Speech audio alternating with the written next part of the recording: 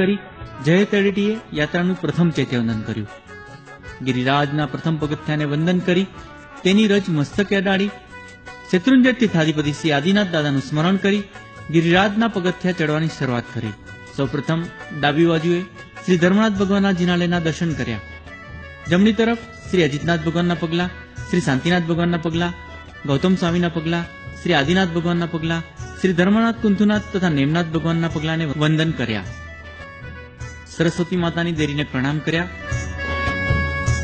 અને ડાબી તરફ પગથિયા ચડતા બાબુના દેરાસરમાં પ્રવેશ કરતા જલ મંદિર, રતન મંદિરના દર્શન કર્યા. મૂળ નાયક શ્રી આદિનાથ દાદાના દર્શન કર્યા. ભમતીની 84 દેરીઓને નમો જીર્ણાનમ કર્યા. શ્રી ભીડભંજન પાર્શ્વનાથની કાઉસક મુદ્રાની પ્રતિમાને વંદન કર્યા. બાબુના દેરાસરમાંથી બહાર આવતા સામે સમોસરણ મંદિરમાં 24 તીર્થંકરને નમસ્કાર કર્યા તથા 108 પાર્શ્વનાથ ભગવાનના દર્શન કર્યા.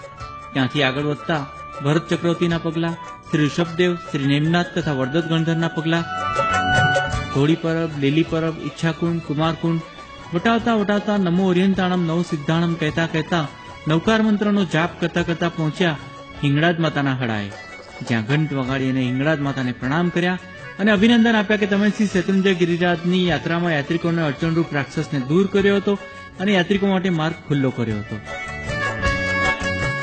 ત્યાંથી ઉપર જતા શ્રી કલિકુંડ પાર્શ્વનાથ ભગવાનના પગલા, શ્રી ઋષભ, ચંદ્રાનંદ, વારિસેણ, વર્ધમાન એમ 4 શાશ્વત જીનના પગલાને નમો જીર્ણાનમ કર્યા. પૂજ્યની ટૂંકે પહોંચી પૂજ્યની ટૂંકને નમો જીર્ણાનમ કરી પદ્માવતી માતાને પ્રણામ કર્યા. પદ્માવતી માતાની દેરીમાંથી બહાર આવી આગળ વધતા શેત્રુંજય ગિરિરાજના દેખાતા શિખરોને જોઈ હર્ષ ઉલ્લાસની સાથે અક્ષતથી શ્રી શેત્રુંજય ગિરિરાજના વધામણા કર્યા.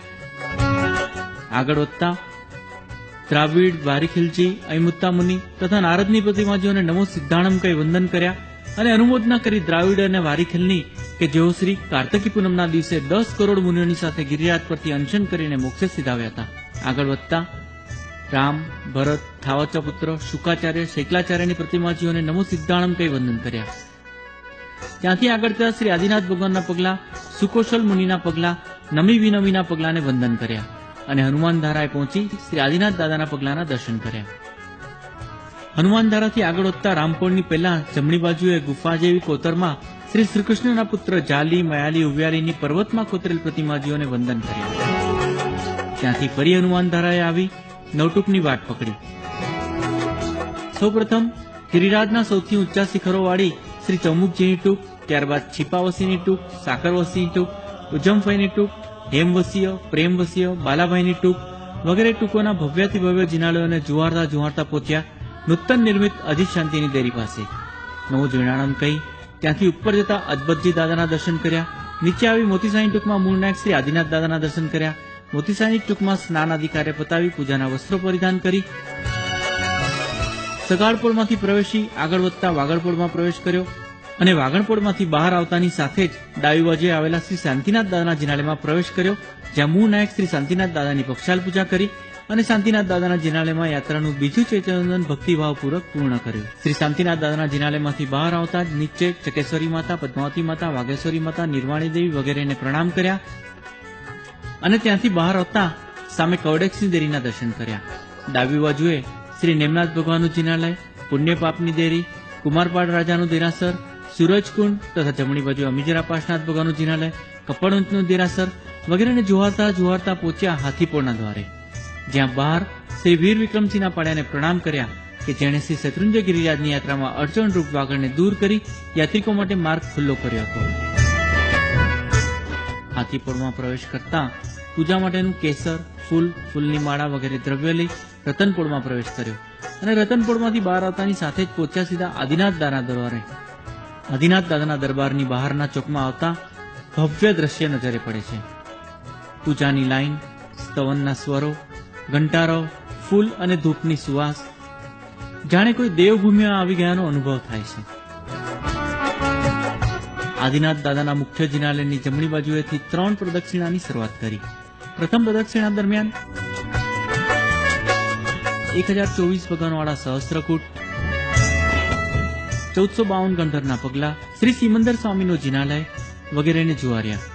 બીજી પ્રદક્ષિણા દરમિયાન શ્રી નવા આદેશ્વર ભગવાન, શ્રી શત્રુંજય ગિરિરાજનો 15મો જીર્ણોદ્ધાર કરાવનાર સમરોષા અશ્વાર તથા તેના ધર્મપત્ની શ્રી સમત્સિકર તીર્થ વગેરેના દર્શન કર્યા. ત્રીજી પ્રદક્ષિણા દરમિયાન 5 ભાઈઓનું જિનાલય, શ્રી શ્યામ નેમનાથજી, શ્રી અષ્ટાપદ તીર્થ વગેરેના દર્શન કરતા પહોંચ્યા રાયણ વૃક્ષે, જ્યાં રાયણ વૃક્ષને 3 પ્રદક્ષિણા આપી અને રાયણ પગલે યાત્રાનું ત્રીજું ચેતનન કર્યું. ત્રીજી પ્રદક્ષિણા દરમિયાન આગળ વધતા ભરત બાહુબલી, આજીવન બ્રહ્મચર્ય પાડનાર વિજય શેઠ તથા વિજયા શેઠાણી, ચમત્કારિક એવા શ્રી સુપાસનાથજી, ગંધારિયા ચમુકજી વગેરેના દર્શન કરી પહોંચ્યા શ્રી પુંડરીક સ્વામી દાદાના જિનાલય, જ્યાં યાત્રાનું ચોથું ચેતનંદન ભક્તિભાવપૂર્વક પૂર્ણ કર્યું.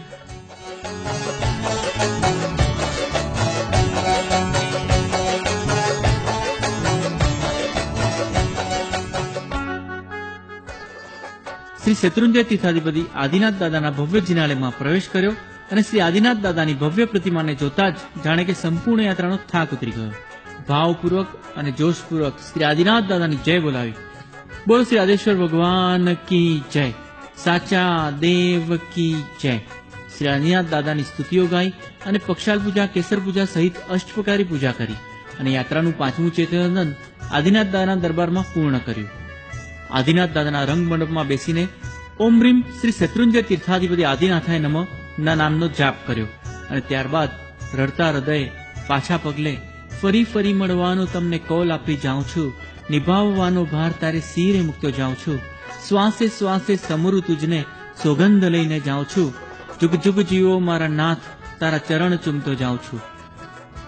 એમ કહી શ્રી આદિનાથ દાદાના દરબારમાંથી બહાર આવ્યા. મોતીસાની ટૂંકે આવી વસ્ત્રો બદલી કરી નીચે ઉતરવાની શરૂઆત કરી. નીચે આવ્યા, તળેટીએ ફરી એક ચેતનંદન કર્યું અને શ્રી શત્રુંજય ગિરિરાજના પ્રથમ પગથિયાને મસ્તક અડાડીને વિનંતી કરી કે હે શત્રુંજય ગિરિરાજ, હે આદિનાથ ભગવાન, ફરી ફરી યાત્રા કરવા માટે પાછા જલ્દી બોલાવજો અને હે દાદા વહેલા વહેલા દર્શન દેજો. આમ કહી અને યાત્રા પૂર્ણ કરી. બોલ શ્રી આદેશ્વર ભગવાન કી જય.